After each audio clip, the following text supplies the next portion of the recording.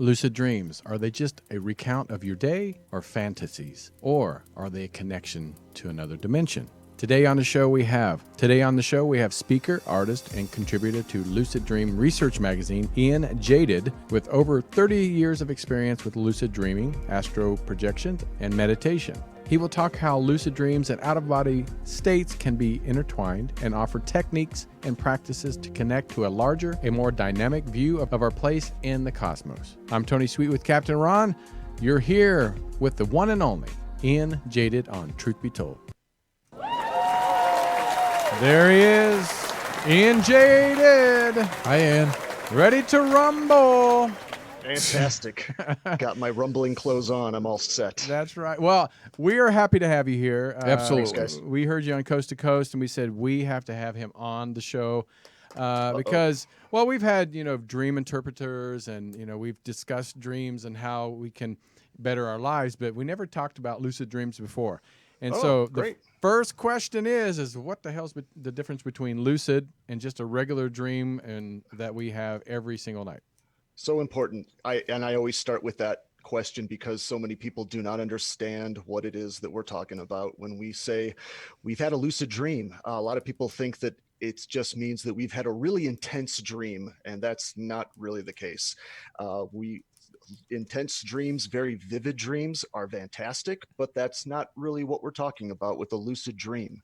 Specifically, with a lucid dream, we're saying that you become 100% aware that you are dreaming while the dream is in motion. That is the key right there. And you are detached from any kind of storyline or narrative that the dream may be presenting to you. So no matter how crazy your dream is, no matter what's going on, if you are in a lucid dream, you have pulled back from that storyline completely. And I talk about the concept of our relationship with narrative quite a bit now, and I'll be referring to that quite a bit throughout this discussion.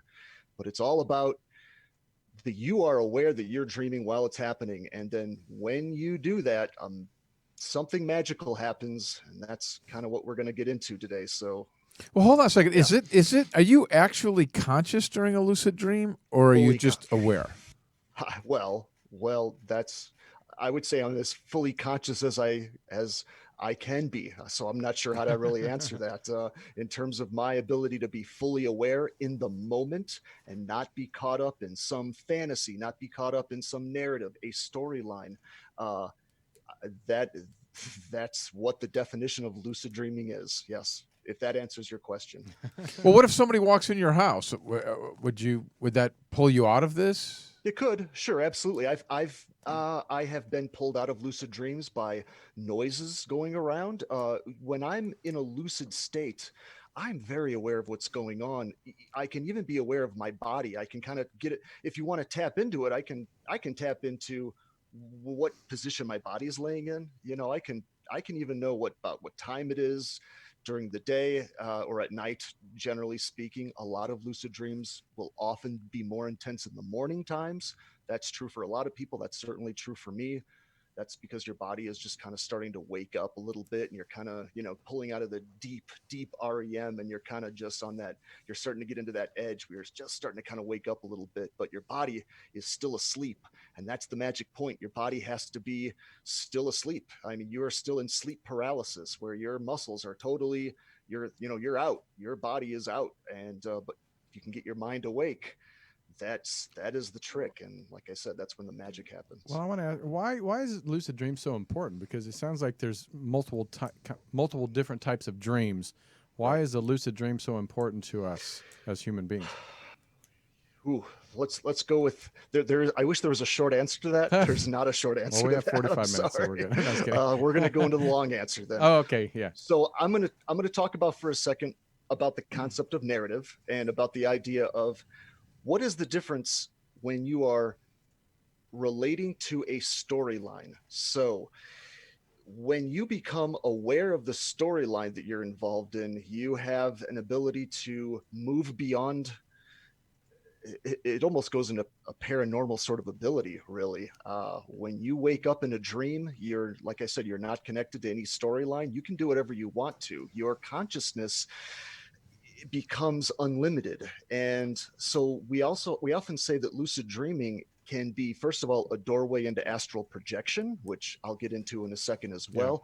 But in just a lucid state, you're not at the mercy of a storyline anymore. Your subconscious isn't dictating what's going on any longer, and this is extremely important for our, I would say, evolution and our development as humans, to be able to move above the storylines that we've been handed, to be able to move above our belief systems, the stories that we've been told, any narrative that has been imposed upon us and that we've picked up. When you can rise above that and wake up to the present moment, it's amazing what you can do. The healing abilities at that point, and I'm talking about if you are trying to get over some sort of psychological trauma, for example, you can face your fears directly in that state. Let's suppose you have some fear of whatever. Let's suppose you have a fear of heights that you want to get rid of. Right. I mean, this is just one example of millions of something you might want to confront. You can then confront anything that you wish in a lucid state, because you can kind of call up into consciousness whatever it is that you may be afraid of, or whatever concept you might be wrestling with. And you can, and it's what it is like. It is more real than reality itself, is what we often say. It is, if you've ever experienced extremely intense virtual reality, if you guys have ever seen anything like, the high-end virtual reality systems, Yeah, it's awesome. it's like that, except you have full, you can see everything, you can hear everything, taste, sound, smell, everything is, it's shocking. And I've done so many hundreds of studies where I would walk up to materials, plants, buildings, and just stand in awe at the reality of the intense reality of how insane these things are. That's how to our people describe perception at being that on point. mushrooms. Well, That's and exactly there, what they. I think that there's a lot of connection between psychoactives and what we're trying to do here. Again, when I say that ultimately the trick is you're trying to get away from this narrative, you're trying to rise above this narrative. Mushrooms and other psychedelics also do that very well. Our daily moment to moment life is often narrated by also an internal narrative. We talk to ourselves all day long, right? So psychoactives very much impact how it is that we're talking to ourselves, the stories that we're telling ourselves. And for some reason, psychoactives, the most important thing that I think that psychoactives do is the same thing that I'm talking about with lucid dreaming. You're able to pull back from the narrative that you've been handed, or in this case, the internal talk that you've been stuck in, if that makes sense. So Does this happen to everybody? Because I don't think this has happened to me. Does that happen to you, Tony, when you dream? I was going to say, I honestly, nowadays in the last several years, I barely remember any dreams. Okay. But there have been dreams in the past where it was very real. Well, that's different though. That's not exactly. That's not at all what we're talking about. A lot of my dreams feel like they were very real, and then I wake up only to realize I'm no longer in the dream. But that's what I'm saying. But that's not what this is. Lucid dreams, I don't think I've ever, at least, because it sounds like in a lucid dream, you're aware that you're dreaming, so you could kind of almost create the story to play out in front of you, right? If you want to create another story, you are absolutely welcome to create a brand new story. Sure. I have done that where I was in a dream and I was flying or something, and I'm like, oh, I'm dreaming. And I thought, oh, I'm going to go over here, and then I. That's more like it. But that's very rare for me. But we're bordering on it at that point. Yeah. We're bordering on it is what I would say. So that's a very common thing where you're still often trapped in this is what happens to me a lot when I'm on this edge of lucidity. I'll let's suppose I'm in some dream or I'm being chased by some, some cult or something like that. And it's, on planet X, right? Some crazy, ridiculous story. And there's a part of me that's going, this isn't real. This isn't really happening, right?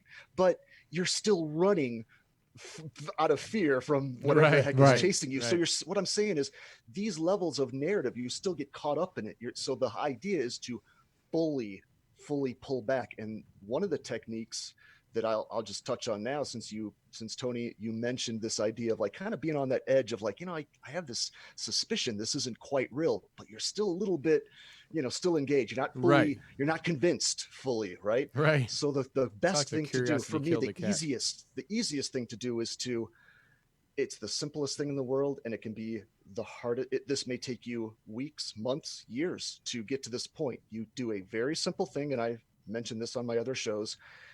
You lift your hand in front of your face and you stare at it. That's it. It's as simple as that. If you can get yourself to that point in a dream state when you question, man, this doesn't quite seem real, lift your hand in front of your face and hold your gaze to your hand. There's a universal quality. For some reason, I have suspicions on why this is the case. There's a universal quality that when you stare at anything in your dream state long enough, it will shapeshift. It will change colors. Your hand will literally change colors. I've had my hand, I look at it and suddenly I've got more fingers, or my hand goes invisible, or it's different colors, yada, yada, yada. When you see your hand shapeshift right in front of you, you are now without a doubt dreaming. It's like lightning that flashes through your entire system. You are energized to the point where you fully are awake and go, I absolutely know I'm in a dream at this point. But now I got to remember to do that. So when I'm playtime. dreaming, Right. I then got to go, during this dream, all this crazy shit's happening. I got to go, wait a minute, and look at my hand. Right. Talk to the hand. I mean, how do you do that? You're used to people saying talk to the hand. Right. Yeah. So, I mean, one of the things is that, you want to be able to practice pulling away from your narrative. That's one of the biggest things so this is where we connect into meditation. And so all of these practices, they start coming together when you understand my larger my model that I'm using, that we have a strange connection with narrative. Meditation, a true meditation, in my opinion, is one that you are practicing during the day, where you are trying to simply disassociate from your internal rambling. We all, like I said, we all have a story going on in our head all the time. You guys right now, you're sitting in your studio, you've got the show going on, but in the background of your head right now, you have a kind of a little voice in the back of your head that sees your life in a linear fashion. You kind of can the tell to-do yourself, list. if I were to ask you, hey, what did you do today? What's going on with you today? What, you guys would say, well, I woke up, I had breakfast, I had some coffee, yada, yada, yada. And then you would go through your story. This is a story on some level that is always keeping you in a perspective. And I'm not saying the story is untrue. I'm not saying these narratives are false narratives. I'm saying that you can pull back from them. And what meditation truly should be, in my opinion, if you're trying to get lucid, you should be trying to just sit quietly and simply watch that internal dialogue just kind of float by and realize, here's the trick, to realize you are not that narrative. That is the key right there. I'd say that to me is, if you can train yourself to realize, I'm not really this storyline, all this thinking I'm doing in my head, it is just an edited version, a highly edited version of my world, of my daily world. And I'm just kind of always thinking to myself, that internal dialogue that I'm pointing to, if you can pull back from that, my feeling and my guess is that eventually you will start doing this in your dreams. You'll start recognizing the other narratives that are going on in your life, even in your dream life, and even in your night life. And you'll say, I'm not really being chased by this cult. Unless you are. It feels like it's tough to do that, though. Problem. It's now, being aware that you're aware that you're aware of these things. It's a tough. But you have to I'm going to sound like Yoda for a second. You have to unlearn. I want to hear the voice. Yeah. You have to I can't do the voice. You have to unlearn what you have learned. But so it sounds tough, but it's actually, the thing is that the thing about it that makes it tough is your mind. Your mind tries to tell you, well, this is very complicated, but it's actually, I would say that being lucid is our most natural state that we could possibly be in. I would say if we want to speak about unnatural states, it's that we're stuck in these narratives and thinking to ourselves all the time. I would say that's almost, we acquired language about 100,000 years ago, and we haven't been right since in many ways. I want to ask, and it's actually a good question in the chat room, and it brings up another question. Steve, and thanks Steve and Renee and everybody in the chat room, says, how can you really tell that you're not in a dream right now? Which kind of brings people back to the Matrix. How do we know that we're not in a lot of the audience dream? is sleeping, so this may be part of the thing throwing them off right now. Well, you hear Captain John's we voice. We can use all sorts of tricks on figuring out. Like I said, we are domesticated. I love that word. We're domesticated to this reality. And so in many ways, I would say that really the only difference that I see in after some 30 years of experience with this is that the only difference between this daily world that we're sharing and these other planes that we can experience in our nightlife, in our conscious nightlife, is that we're trained to be in this world. We're trained to focus in this world. So as I was saying, in a dream state, when we look at something, we don't have the attention to hold our world together. So when we stare at anything long enough, it will shapeshift. It will fall apart. It will dematerialize. It will do all sorts of things. So you want to figure out if you're dreaming, stare at your hand. And I would say that start doing this throughout the day. Do this as often as you can. Anytime you want to, or even anytime something odd happens. And I'm saying, hold your gaze to your hand. And then if it shapeshifts, well, then you are going to know right then and there. Of course, you could be dreaming that's the formula. Right. And then... well, now we're getting into... Sure. We're going back to the psychedelics now. Now, I remember hearing you on another program saying that lucid dreams can be tapping into other parallel universes. We a lot of times people dream about seeing loved ones that have passed on.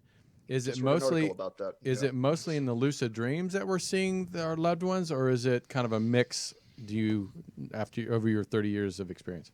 So now that depends on your experience. Now, me personally, I'm not what you would generally call a medium. I need to go into a lucid dream state to get into these realities. I deal with many other people out there, through the kind of work that I do. Some people can do this through meditation, and they can disconnect their consciousness from their body very, very easily. This is not difficult for them. And I would say some people are kind of slightly disconnected from their body all the time. I mean, that's what I think. Some people who are, psychics or mediums, I would say that those people are very often, just slightly, they're kind of, they don't have a real defined idea of themselves. So they are very free to pick up all sorts of things that are going on around them. They're always a little bit disconnected from their narrative. Me personally, I've got to go into a dream state or a deep meditation state at least, or I can take psychedelics on another level. I still, regardless of all the psychedelics I've done every damn thing on the planet at this point. I still think that my lucid dreams are still reliably more intense, more, I can work with those a lot easier than any other state. Let's talk about this for a second, because you've had some of these experiences where you're able to actually go to a place like a girlfriend's house or something, right? Yep, absolutely. So that freaked me out at first because I did not well, first of all, this started happening when I was 19. This was some 30 years ago, somewhere around there. When I had my first lucid dream experience, and from the first experience I had, which that experience actually took me back to a town in Michigan some 200 years in the past, and I was actually able to see what was going on with this tribe of natives. See, it's almost like a past life regression there. I don't know if it was my past life, and I don't know what to really say about that. About, is it my past life, or can I just tap into anybody's? Right. I don't know. And then, but I'm also an atheist. So I always refer to physics. I always refer to quantum mechanics. So what they are telling me is that time is not linear. The past, present, and future coexist right now. Physicist Brian Greene does a nice little video about this on YouTube if you want to check that out. He explains it very, very succinctly, really. But the point is that I'm not sure that the past, present, and future are really things that you've got to go travel to, as much as, again, we're domesticated to seeing things in a linear fashion in this realm, in the realm that we're sharing right now. Once you step out of our narrative, and that's the only thing I would say that's keeping this realm together, the narratives that we are spinning, once you step out of that, you can take your consciousness anywhere. I believe that your consciousness can go anywhere. And that's what I had to deal with after a few years of just being lucid, in these lucid states. I started finding, like you said, I started being able to, find people and figure out where they were, people I knew, friends, family, who were in some cases hundreds of miles away. And being the kind of, atheist, science-minded person I was, I would wake up in the morning and then I'd go call them and go, all right, you need to tell me what exactly were you doing between like 7 and 8 o'clock in the morning. And then these stories started rolling in more and more, where they would relate exactly to the detail, down to what they were wearing, down to what they were doing, where they were. That went beyond coincidence after a while. See, this is exactly the point I wanted to get to, because you say you're coming at it from a science point. Well, we've had Russell Targan here and other physicists who say, to me, when you're doing that, now it sounds exactly like remote viewing. Exactly like it. Right. And remote viewing is I would say, I've not done remote viewing. I've heard about, I've looked into it and whatnot. It sounds like I'd probably be a good candidate for it sounds like he's already doing it. Right. But they say it, traditionally remote viewing, in my understanding, in the traditional sense, is that's usually something that you're doing while you're fully awake. You are just kind of definitely, just kind of like thinking about another location, an exact geographical location. My problem personally is that, well, I don't know if it's a problem, except that I would say that I don't always have exact conscious control of where I'm going to go. And what I mean by that is that if you were to tell me right now, hey, I want you to try to go to this particular point in Las Vegas or something like that tonight. Once I pull out of my daily narrative, it is very possible that who I am outside of my daily life isn't going to give a damn about going to Las Vegas. Well, yes. Does that make sense? I fully appreciate that. When you're in that state, you're not like we would talk now. We want to go to Area 51 in Las Vegas, but when you go to that state, that's the last thing on your mind.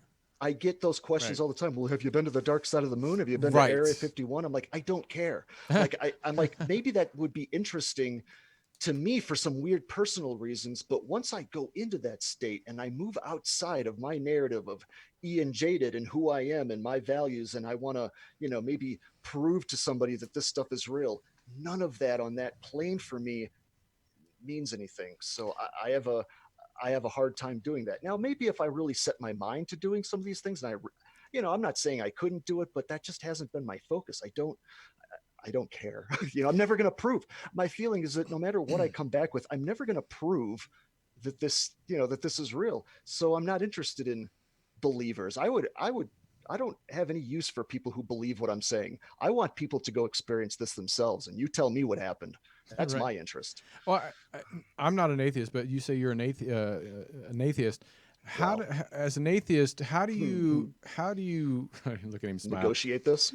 Yeah, because if you're leaving your body, then that's showing that there's something more outside of what we're living on solid ground, meaning like reality. Because lucid dreams is not necessarily reality, correct? Well, the fact that consciousness can leave the body doesn't necessarily mean you have to believe in God. No, but I'm just saying most atheists don't believe in anything, and so you may correct me. On most atheists don't believe in anything. Like we die, we're just dust.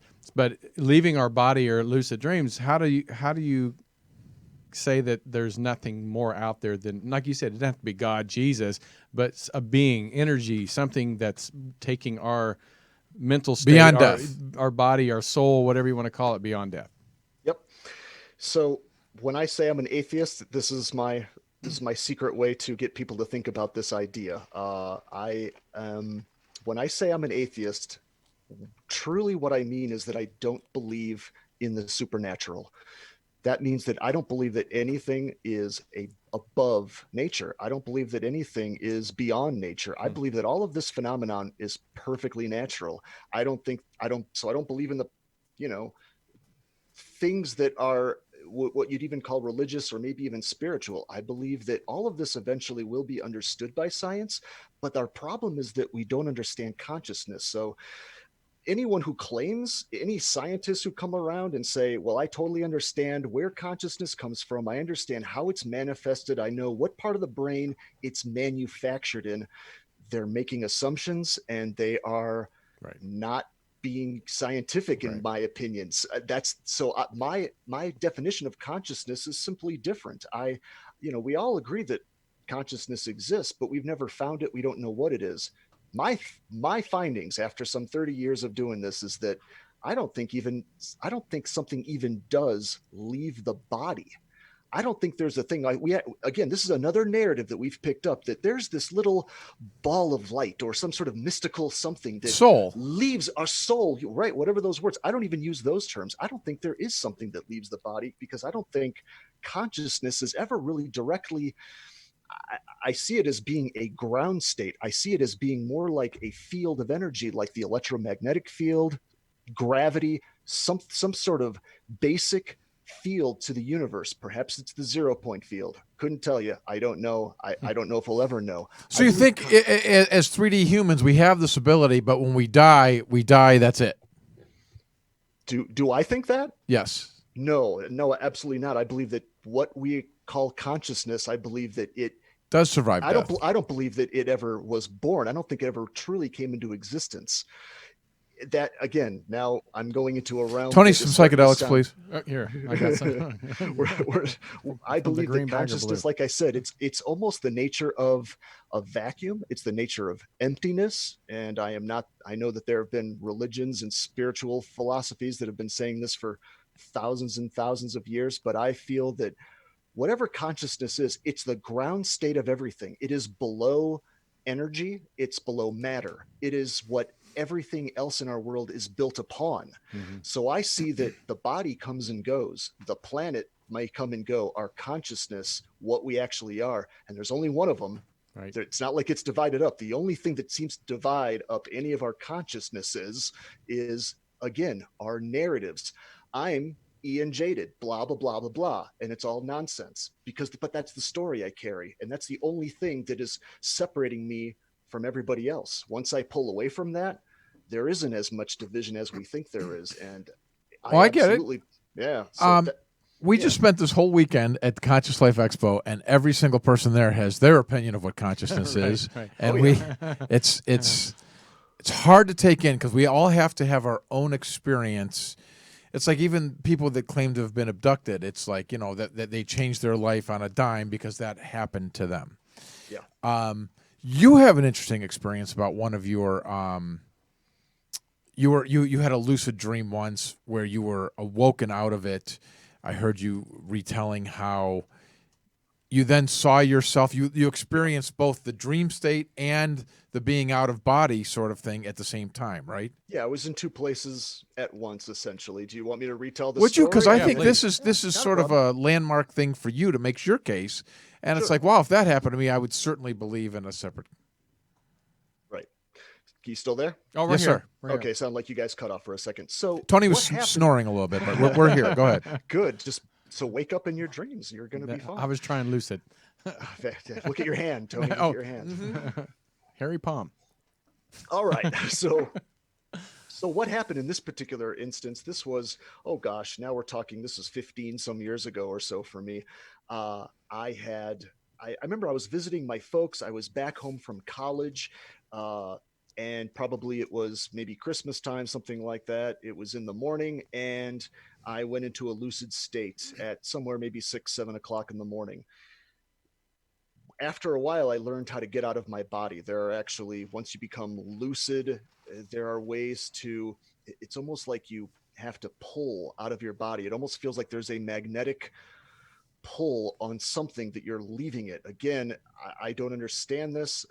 I'm not sure if this is just part of our a mental block that we have to sort of, as humans living in particularly, or supposedly living in these bodies, this is just something we have to get past. I'm not sure, but I moved out of my body. There's a lot of ways to do that. And I kind of just was standing in my bedroom. I looked at my body. My body was still asleep in bed. And I made it to about the foot of my bed. I'm standing there and I'm thinking, all right, uh, here I am. Now, where am I going to go? Am I going to go flying off somewhere? Am I going to go take a walk around the neighborhood? Where am I going to go? And at that point, my mother was in the kitchen, and I guess she was cooking breakfast because she dropped a bunch of like pots and pans or something like that, and they just clattered all over the floor. Well, this shook me briefly, and it shook my physical body awake. So my physical body sort of woke up, and I opened my eyes, but yet I was still also outside, standing at the foot of my bed. So I was in two places It's at crazy. once. Now, when this happened, I literally had the perspective of being in two places at once. I saw the perspective of my physical body inside my bed, and I also saw the perspective of me standing at the foot of my bed. Now, the thing about this is that when you try to picture that, my guess is that there's no even real way to picture that, because your mind, we are again domesticated to a linear version of our experience of reality. So this doesn't really make sense to us, this idea of seeing two things at once. You may picture like a split screen, or there is an overlap of two different images at once. Does that make sense? Oh, yeah. Totally.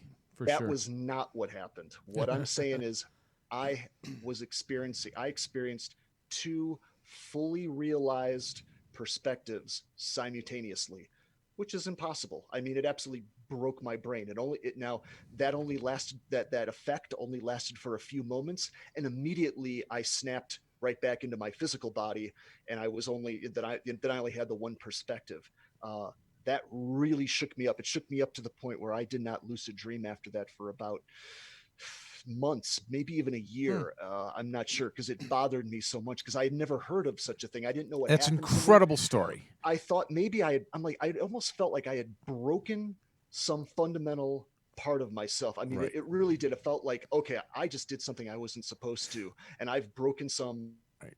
like rule or You something. peered behind the curtain and saw the wizard. It's like you were. But see, now to me, if I had something like that profound, I mean, that should tell you that for sure consciousness can exist outside of ourselves. Absolutely. And then I started wondering, after more experiences like this, I started realizing it's not even that my consciousness can be in two places at once. I started realizing that's the wrong way to look at it. The thing is that uh, my ego is trying to wrestle with this idea that my consciousness is everywhere at once. That's what I've been wrestling with. That's what the real lesson was, in my opinion. It was not that, oh, you can be in two places at once, or three places at once, or four places at once. The trick is that you're really everywhere. It's just that, again, our ego Right. narratives, the identity that we hold on to, keeps us appearing that we're in one place at a time, in when in reality, perhaps we're everywhere. We heard that all weekend. People all said that it's all going on at the same time, like you said, past, present, and future, and we Yep. are everywhere. So it's just sort of like tuning in to that reality. So you tuned into the one at the bed and here. Right. I mean, it's heady, but that's what they say. Right. But again, it all comes back to this concept of our relationship with storylines. I really think that that's what this keeps coming back to. We have to, we have this idea. We even have, and I'll tell you this, one of the biggest problems that I come across from people who come to me for advice, the newcomers who come to me online, who have been watching horror movies, or they've been reading books, or they've whatever, they come to this practice loaded with all of these narratives about how this practice now works. They have a whole other framework, and they have an idea of exactly how this all works. And I would say that that's a problematic thing. I would say, when you are loaded with dogma, it's going to keep you from seeing what's really going on. So and like I was saying, there's narratives even in the spiritual realm. So, and that's one of the reasons I don't as much care for talking to some of the spiritual communities as much. I like talking to the paranormal crowd. I like talking to the people who are just a little bit more, they're just curious. They're open-minded about any of these things, that they don't come to these ideas with a whole bunch of stories, loaded onto their back. So and in the spiritual crowds, they say, oh, well, we have these seven chakras, and then what we're actually doing is projecting one of these chakras out of our body, and that's what astral projection is, and yada yada yada. And I'm not saying that it's a bad narrative. I'm just saying that it's just another story. And I would say let your experience lead your wisdom. Don't let some other story lead your wisdom, even mine. I mean, don't listen to me either. Right. Take my advice, see where you can go with it, and come up with your own. I'm sorry, we ideas weren't of what's listening. going What on. were you saying? Yeah. What? Where? Well, I have a question about near-death experience, because many people that have near-death experiences, Sure. they're realizing they're having a near-death experience. It almost sounds like a lucid dream. Is there Yeah. any similarities to near-death Oh and no. lucid?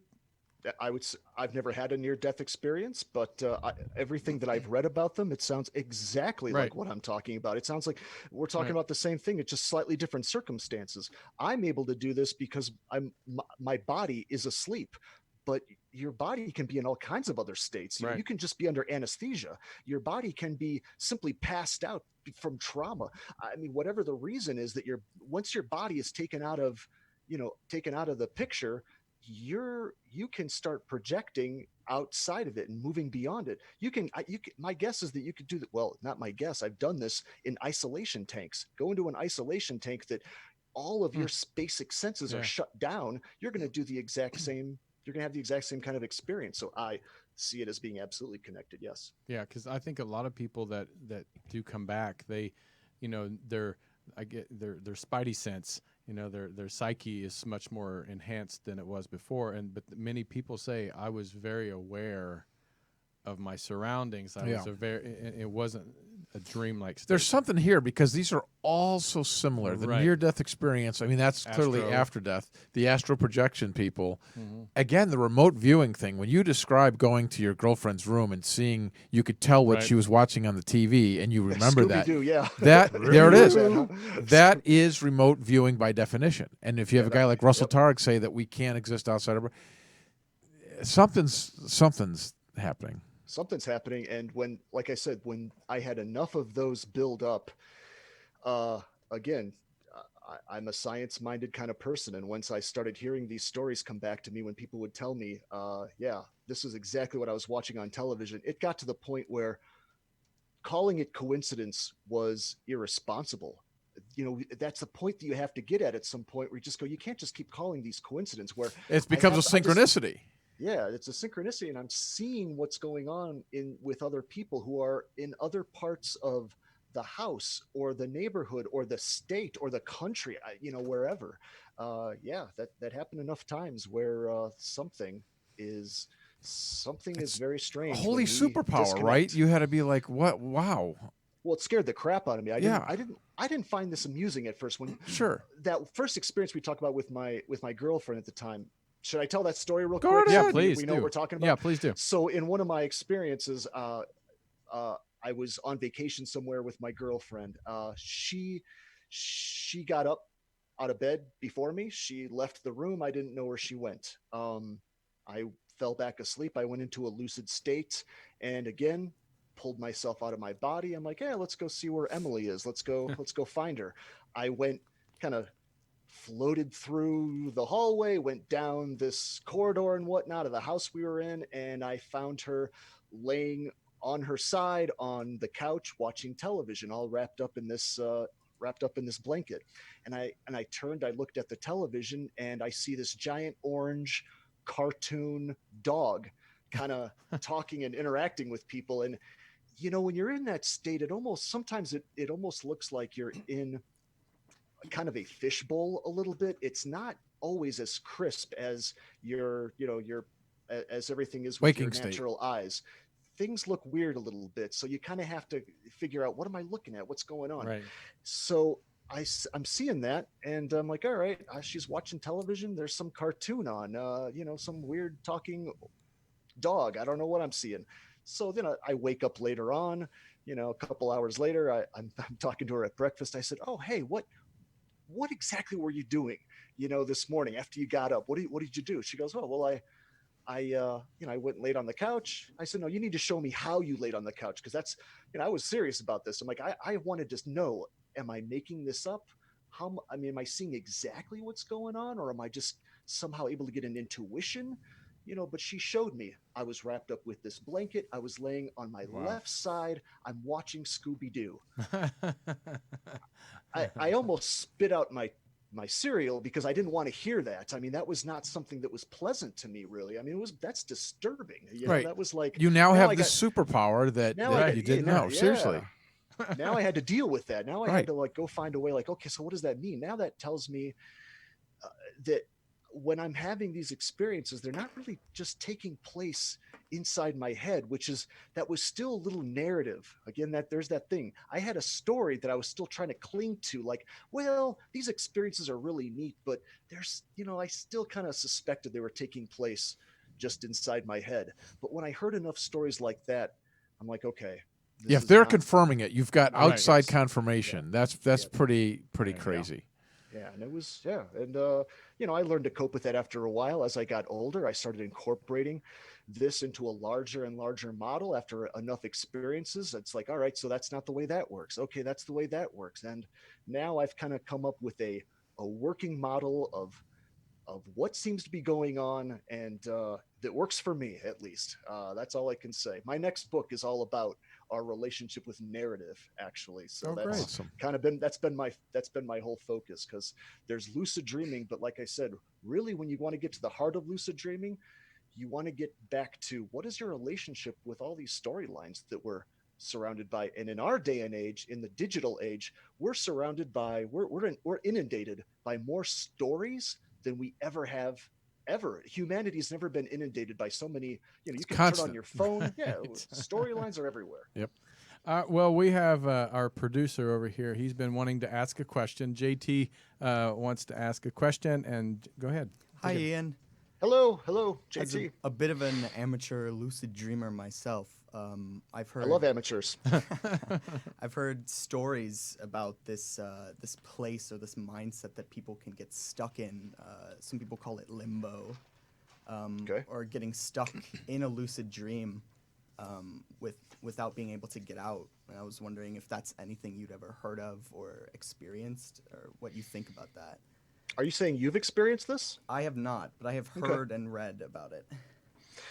Uh, wow. I mean, I've had, after talking to a lot of other people, what I have learned is that my lucid dreams and my projections seem to last in general far longer than other people's. I would go into these states sometimes for hours, hours on end. But have I ever felt that I was in a place that I just couldn't get out of, or I felt stuck?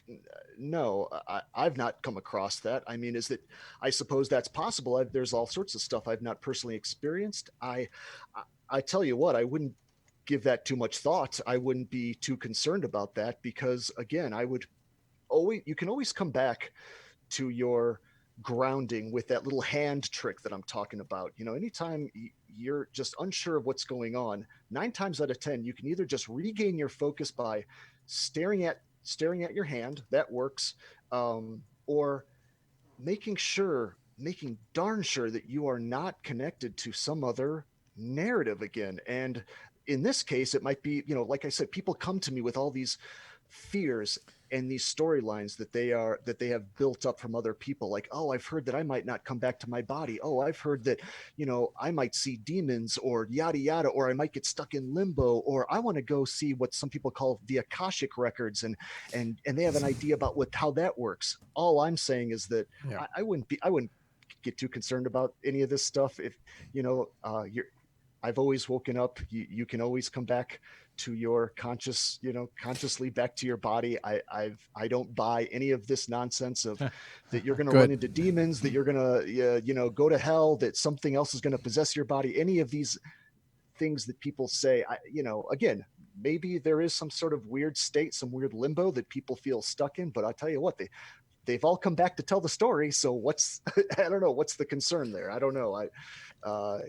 Maybe they just got hung up or something, they didn't know where to go. I have certainly been in states where I didn't know what was going on for a while. I have been shown what appeared to be alternate realities that were fully lucid, fully as real as our daily life, where nothing was going on. In one place, I found myself in a snow-covered land that sort of looked like something you would find in Antarctica, but it wasn't Antarctica. I mean, this was not Earth. This was some other, I don't know where it was. I have no idea, but I just sort of stood there for the longest time, and I'm like, where there's nothing out here. There's no trees. There are no people. But I've been brought here for some reason. What I have found, and what a lot of this is a common thing that other people have found too. There's this weird little trick you can do when you're stuck. You can just call out a question to the cosmos, and you will get a reply that is shockingly accurate. And I've done that several times where I've just stopped and I've just called out, what is this? What's going That's on? nice. And I have gotten exact, very detailed, a voice that just sort of comes out of nowhere. Now, what is that voice? Is, again, you're talking to an atheist. I'm not comfortable saying that it's God, but I believe that there are there's levels of my consciousness that are absolutely higher than where I'm coming from right now, speaking to you on this show. So, Tony, you're pretty high right now, so maybe. Yes. Oh, yeah. Well, hey, real quick, Ian, do you when you're there, like the NDE people say, they want to stay there. When you're in the state, do you feel like you want to stay here? You don't want to come back to reality, or does that not even come into mind? It's a problem. Yeah. Absolutely. Yeah. I mean, because this sucks compared to that, right? Absolutely, it does. I mean, there's no doubt about it. I have even wrestled with some depression over the years. I got over it definitely, because you have to put that in perspective of, hey, this is temporary too. This being in my physical body, whatever this thing that's playing out, whatever this dynamic that's playing out, we all know that it's temporary. The body's going to die, and I'm very comfortable with that right now. I don't want to die. I don't have a death wish, but I'm not afraid of death like, I was maybe when I was a teenager or something like that. And you have these ideas of NDE what people death is like. All say that same thing also. Right. Absolutely. Fascinating stuff, Ian. Really. Yeah, fascinating. Well, we only just have about 2 minutes left, so make sure everybody knows where to go, get your books. I know you have a website. Tell us about it. Iboga Moon Productions. It's just my name. It's ianjaydid.com. I imagine that's going to be listed here on the YouTube station. But Tripping the Field is my first published book. It is absolutely inspired by my experiences. It is not a true story. It is, and you'll find that out if you just get through the first couple of chapters. It's a story that's intended to get you into this mindset that I'm talking about. This story takes place in the world of lucid dreaming and being connected to narrative. And this story, Tripping the Field, explores the furthest realms of what are the possibilities of this disconnection of consciousness from the body. What could happen? What exactly could happen in your wildest dreams? And that's what I use Tripping the Field for, exploring all of these ideas that we're talking about in a fun way. It's an adventure. It's a thriller. You can read it just as a thrilling adventure, or you can see it as a very deep introspection into how consciousness relates to the body and everything. Very cool, man. Well, Such a pleasure to have you on the show. We hope to have you back one day. Much. We'd love Thank to. you guys. Yeah, we got to get you out to Conscious Life Yeah, too. I think You would fit right in there. I think that Yeah. would be. It's another angle of the same exact thing. I like it. Sounds good. Really appreciate it, guys. man. Well, everybody, please subscribe to our channel, share this show, and go and support Ian and his books. And please, if you have questions, I'm sure you can email him somehow or some way in some dimension. Facebook's really the best. I've got a Twitter and an Instagram account, which you can find me on there, but I prefer to talk through Facebook. I can have brevity is not my strong point, so I like to be able to talk long. So, contact me in there if you want to talk. You got it. All right, till next time, this is Tony Sweet, Captain Ron for Truth Be Told. We'll see you next time. See ya. Bye.